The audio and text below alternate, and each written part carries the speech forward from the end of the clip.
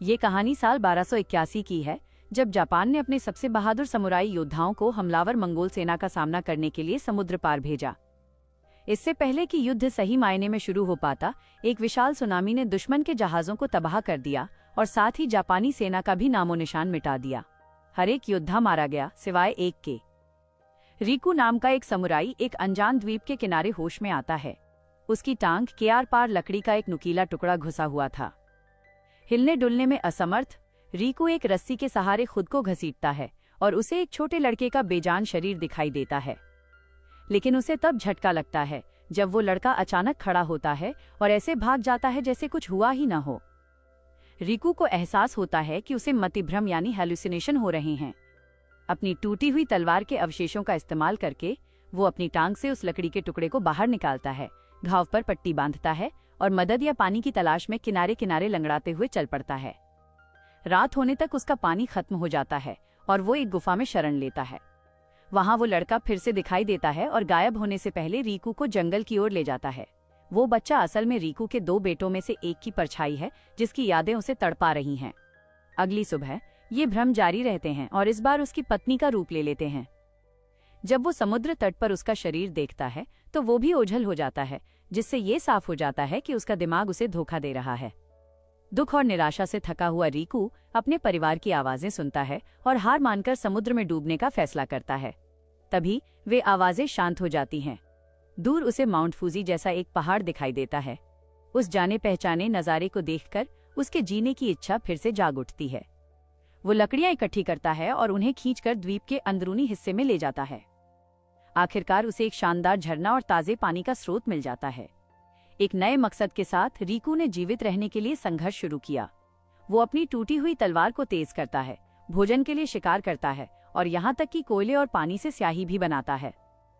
एक लकड़ी और अपने बालों के लटों से वो एक ब्रश तैयार करता है और हाइकू कविताएं लिखता है, ताकि इस अकेलेपन में भी वो अपनी समुराई पहचान को जिंदा रख सके।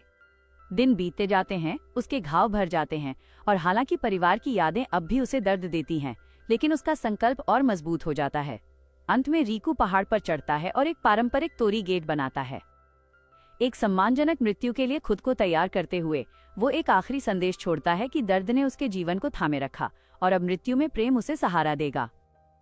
जैसे ही वो सेप्पुकू यानी आत्म बलिदान करने की तैयारी करता है, द्वीप के मूल निवासी उस गेट को नष्ट कर देते हैं और उसे बंदी बनाकर बांध देते हैं। रीकू को नाव से एक बस्ती में ले जाया जाता है, जहां एक नकाबपोश योद्धा उस पर अपना अधिकार जताता है। वहां दूसरे कैदी भी थे, जिनमें से एक का पैर कटा हुआ था। जल्द ही ये साफ हो गया कि ये लोग आदमखोर हैं, जो कैदियों को धीरे धीरे खाने की योजना बना रहे हैं। कबीले का ओझा तो रीकू के घाव का इलाज भी करता है, ताकि वो ज्यादा समय तक जीवित रह सके। एक कैदी की बची हुई टांग को रीकू की ही तलवार से काट दिया जाता है, जबकि दूसरों को प्रताड़ित किया जाता है और अपना ही खून पीने के लिए मजबूर किया जाता है। नशीली दवाओं के प्रभाव में और मौत से घिरा हुआ रीकू महसूस करता है कि वो साक्षात नर्क में है। एक सींग से कुछ पीने को मजबूर किए जाने के बाद उसकी चेतना धुंधली हो जाती है और वो फिर से अपने बेटों को देखता है, जो उससे 50 समुद्री लुटेरों के सिर मांगते हैं। इस दृश्य को स्वीकार करते हुए रीकू अचानक बोल पड़ता है, जिससे वे आदमखोर चौंक जाते हैं। वो घोषणा करता है कि उनके कंधों पर रखे ये सिर अब उसके हैं। अपने प्रशिक्षण का उपयोग करते हुए रीकू अपने पहरेदारों पर हावी हो जाता है और पत्थरों, रस्सी और अपनी इच्छा शक्ति से उन्हें मार डालता है। हालांकि आदिम औजारों से सिर काटना मुश्किल था, लेकिन वो सफल रहता है। अब भी भ्रम की स्थिति में वो गुफाओं की तलाशी लेता है और वहां इंसानी खोपड़ियों का विशाल ढेर पाता है। इस बीच आदमखोर कबीला एक रस्म निभाता है और नेतृत्व मुखिया के बेटे को सौंप दिया जाता है, वही क्रूर योद्धा जिसके पास अब रीकू की समुराई तलवार है। उस भारी भरकम कैदी को, जिसके पास अब केवल एक अंग बचा था, कबीले के लिए एक रस्म के भोजन के रूप में तैयार किया गया। मरने से पहले उसने सीधे रीकू की ओर देखा, जो खामोश खड़ा इस खौफनाक मंजर को देखने के लिए मजबूर था। कुछ ही समय बाद एक नशे में धुत निवासी को पता चला कि उस विदेशी ने क्या किया है। पहरेदारों के कटे हुए सिर एक खंभे पर टांग दिए गए थे और रीकू पहले ही जंगल में भाग चुका था। नए मुखिया ने तुरंत कबीले को शिकार शुरू करने का आदेश दिया। हड्डी के कच्चे हथियारों से लैस आदमखोर द्वीप के उसी तट पर उतरे जहां उन्हें पहली बार वो जापानी योद्धा मिला था। वे उसे ढूंढते हुए जंगल में फैल गए, इस बात से अनजान कि रिकू उनका पीछा कर रहा था। एक एक करके उसने पीछे से उन्हें मारना शुरू किया। वे योद्धा उसे सुन नहीं पाए क्योंकि पूरे जंगल में बंदरों के चीखने का शोर मचा था, जिसने हर आहट को दबा दिया। एक मोड़ पर रिकू ने एक साथ 3 दुश्मनों पर हमला किया और उन्हें बड़ी आसानी से ढेर कर दिया। तभी एक बड़ा समूह खुले मैदान की ओर बढ़ा। रिकू ने अपने धनुष से उनमें से 2 को ढेर कर दिया, जिससे बाकी सभी लंबी घास में छिपने पर मजबूर हो गए। एक आदिवासी ने सीधा हमला करने की कोशिश की, लेकिन रिकू का तीर सीधा उसकी आंख के पार हो गया। जैसे ही वो समूह पीछे हटा, उन्होंने अपने 2 और योद्धा खो दिए। रणभूमि के बीच से गुजरते हुए भी रिकू अपने अतीत को याद करते हुए हाइकू लिखता रहा। एक समय था जब वो अपने दुश्मनों के सिर काटकर जमा करता था, लेकिन अब उन सड़ते हुए अवशेषों में उसे कोई खुशी नहीं मिलती थी। शमन को अंततः आगे एक स्थिर खड़ी आकृति दिखाई दी। हकीकत में रिकू ने एक जाल बिछाया था। उसने घना धुआं पैदा करने के लिए कई जगह आग लगा दी थी और खुद को एक नुकीले लकड़ी के भाले से लैस कर लिया था। धुएं के बीच से निकलते हुए उस अनुभवी योद्धा ने बड़ी आसानी से उन आदिवासियों का संहार करना शुरू कर दिया। खौफजदा होकर शमन पीछे हटा और अपने कबीले के सरदार के पास पहुंचा, जो रिकू द्वारा छोड़े गए एक और हाइकू को एकटक देख रहा था। संदेश साफ था, रिकू ने उन्हें ढूंढ लिया था और अब वे उससे थर-थर कांप रहे थे। दहशत में चिल्लाते हुए पूरा कबीला उसे दानव पुकारते हुए धुएं की ओर बढ़ा।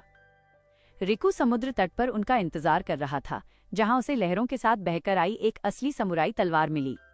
उस हथियार को थामते ही उसे अपने परिवार की बहुत याद आई। सरदार ने अपना मुखौटा उतारा और अपने आदमियों को हमला करने का आदेश दिया, हालांकि वो खुद पीछे ही खड़ा रहा। नरभक्षियों ने रिकू पर हमला किया, लेकिन एक पूरी कटाना हाथ में आने के बाद उनकी मौत और भी आसान हो गई। दूर से भाले फेंककर उसे मारने की सारी कोशिशें नाकाम रहीं। रिकू ने घातक सटीकता के साथ वार किया। हमलावरों की एक के बाद एक लहर आगे बढ़ती रही और उसकी तलवार से कटती चली गई। रिकू के चेहरे पर एक मुस्कान थी। लंबे समय के बाद उसे पहली बार अपनी जिंदगी जीने लायक महसूस हो रही थी। अब और इंतजार करने के बजाय समुराई खुद उन बचे हुए आदिवासियों की ओर झपटा और धीरे धीरे कबीले के सरदार के करीब पहुंचने लगा। सरदार ने अपने सबसे ताकतवर और पागल योद्धा को आगे भेजा, जो रिकू पर चारों पैरों के बल झपटा। उसने कटाना के वार को चकमा दिया, जबकि एक अन्य लड़ाके ने तो तलवार को अपने दांतों से पकड़ने की कोशिश की।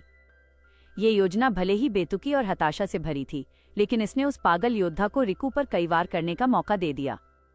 और भी दुश्मन आए और उन्होंने रिकू के हाथ पकड़ लिए, लेकिन रिकू ने खुद को छुड़ाया और उस पागल योद्धा की पत्नी को उसके सामने ही काट दिया। घुंघराले बालों वाला वो योद्धा दोबारा झपटा। वो एक जंगली जानवर की तरह रिकू के चारों ओर चक्कर लगा रहा था और बंदर की तरह उछल कूद कर उसे डराने की कोशिश कर रहा था। आखिरकार रिकू ने उसका पैर पकड़ा और उसके पैर की नस काट दी। अपाहिज होने के बावजूद वो योद्धा लड़ता रहा। रिकू ने उसे बार बार घायल किया और आखिरकार उसे मार डाला, लेकिन तभी पीछे से एक गदा से रिकू पर वार हुआ। सरदार एक तरफ खड़ा रहा और उसने शमन को मैदान में उतरने का आदेश दिया, ये दावा करते हुए कि वो एक महान और बेजोड़ योद्धा है। तब तक थका हुआ रिकू लगभग पूरी भीड़ का सफाया कर चुका था और सरदार की ओर बढ़ने लगा। सरदार शांति से बोला और स्वीकार किया कि वो हमेशा से जानता था कि रिकू खास है। शमन ने अपनी रीढ़ की हड्डियों से बनी माला उतारी, उसे रेत पर रखा और अपनी युद्ध छड़ी थाम ली। हालांकि वो कद में छोटा था, लेकिन शमन बहुत तेज और कुशल साबित हुआ, जो दूसरों की तुलना में कहीं ज्यादा खतरनाक था।